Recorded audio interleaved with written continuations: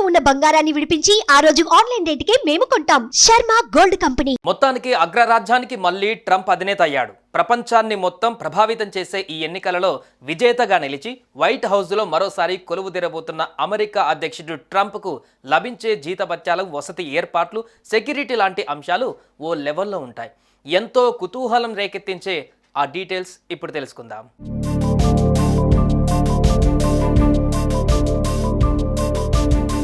America ప్రజలకు సేవ చేసేందుకు ట్రంప్కు ఏడాదికి అటు ఇటుగా 3.5 కోట్ల రూపాయల జీతం ఇస్తారు. అంటే నెలకు 30 లక్షలు అన్నమాట. సరిగ్గా 23 ఏళ్ల క్రితం ఈ జీతాన్ని అమెరికా కాంగ్రెస్ డిక్లేర్ చేసింది. అదే ఇప్పటికీ కొనసాగుతుంది. అమెరికా అధ్యక్షుడికి జీతంతో పాటు వ్యక్తిగత అధికారిక ఖర్చుల కోసం ఏటా వేతనంతో పాటు $50,000 అలవెన్స్ ఇస్తారు.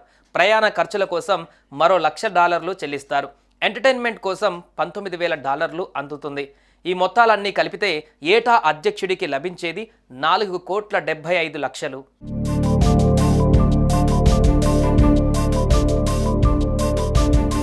కొత్తగా మళ్ళీ వైట్ హౌస్లోకి ట్రంప్ అడుగు పెడుతున్న వేళ వైట్ హౌస్లో రిపేర్ల కోసం ప్రభుత్వం ఓ $1,00,000 కేటాయించింది. 6 అంతస్తుల ఈ భవనంలో మొత్తం 134 గదులు ఉంటాయి.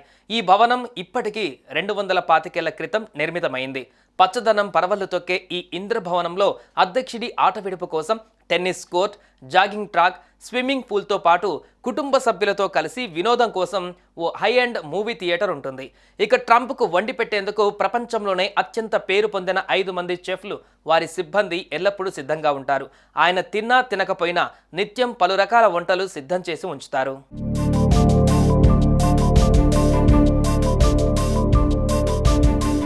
ఈ వైట్ హౌసే కాకుండా ట్రంప్ సారు సేవల కోసం బ్లెయిర్ హౌస్ అనే ఓ గెస్ట్ హౌస్ కూడా ఉంటుంది. వైట్ హౌస్ విస్తీర్ణం 55,000 అడుగులైతే దీని విస్తీర్ణం ఏకంగా 70,000 చదరపు అడుగులు. ఇందులో 119 గదులు ఉంటాయి. అతిథుల కోసం 20 బెడ్రూములు ఉంటాయి. 35 బాత్రూములు, 4 డైనింగ్ హాల్స్, జిమ్, సెలూన్ వంటివి ఉంటాయి. దీంతో పాటు క్యాంప్ డేవిడ్ అనే ఓ హిల్ వ్యూ గెస్ట్ హౌస్ 128 ఎకరాల విస్తీర్ణంలో ఉంది. దౌత్యపరమైన చర్చల కోసం ఈ గెస్ట్ హౌస్ను అమెరికన్ ప్రభుత్వం ఉపయోగిస్తోంది.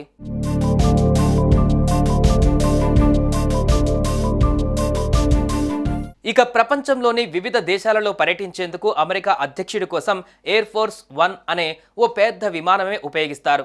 ఈ విమానంలో కొన్ని రోజుల పాటు ప్రయాణిస్తూ పరిపాలన సాగించే విధంగా అద్భుతమైన ఏర్పాట్లు ఉంటాయి.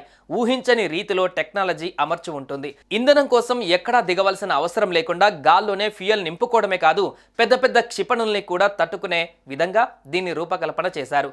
అమెరికా ప్రెసిడెంట్ ఎక్కడికెళ్ళినా ఇందులోనే ప్రయాణిస్తారు.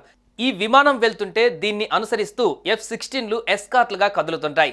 ఒక రకంగా ఇది ఎగిరే వైట్ హౌస్గా చెప్పవచ్చు. దీంతో పాటు అధ్యక్షుడికి సేవలు అందించడానికి మెరైన్ 1 పేరుతో హెలికాప్టర్ ఉంటుంది. భారీ పేలుళ్లను తట్టుకునేలా దీనికి బాలిస్టిక్ ఆర్ముడ్ ఉంది. క్షిపణి హెచ్చరిక వ్యవస్థతో పాటు క్షిపణి రక్షణ వ్యవస్థ ఉంది. దీనికి 3 ఇంజన్లు ఉంటాయి. ఒకటి ఫెయిల్ అయినా మరొక ఇంజన్తో ఈ హెలికాప్టర్ నిరాటంకంగా ప్రయాణిస్తుంది. ఇలాంటి 5 హెలికాప్టర్ల కాన్వాయ్లలో అమెరికా ప్రెసిడెంట్ ప్రయాణిస్తుంటారు. ఏ హెలికాప్టర్లో ఆయన ప్రయాణిస్తున్నాడన్నది ఎవరికీ తెలియకుండా చూసుకుంటారు.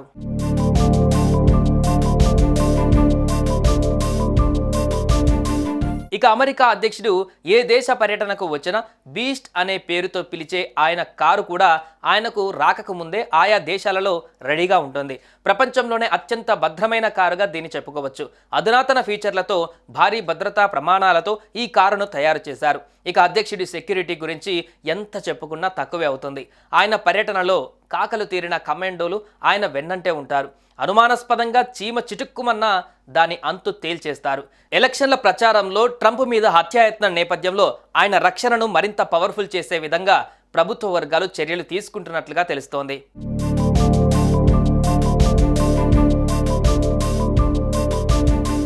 ఇలా 5 ఏళ్ల పాటు పాలన చేసి ఆ తర్వాత పదవి నుంచి దిగిపోయిన ఆయనకు ప్రభుత్వం నుంచి నెల నెల పెన్షన్ అందుతూనే ఉంటుంది. ఓ పెద్ద రక్షణ వ్యవస్థ ఆయన్ని 24 గంటలు కాపు కాస్తుంది. ఇక అధ్యక్షుడిగా ట్రంప్ పదవీకాలం పూర్తి చేసిన తర్వాత ఆయనకు నెలకు మన కరెన్సీలో నెలకు 15 లక్షల రూపాయలు పెన్షన్ జీవితాంతం అందుకుంటారు. ఇప్పటికే ఆ పెన్షన్ ట్రంప్ అందుకుంటున్నారు కూడా. దీనికి తోడు మరో 8 లక్షల రూపాయలు ఆయనకు అలవెన్స్ కింద నెల నెల అందిస్తారు.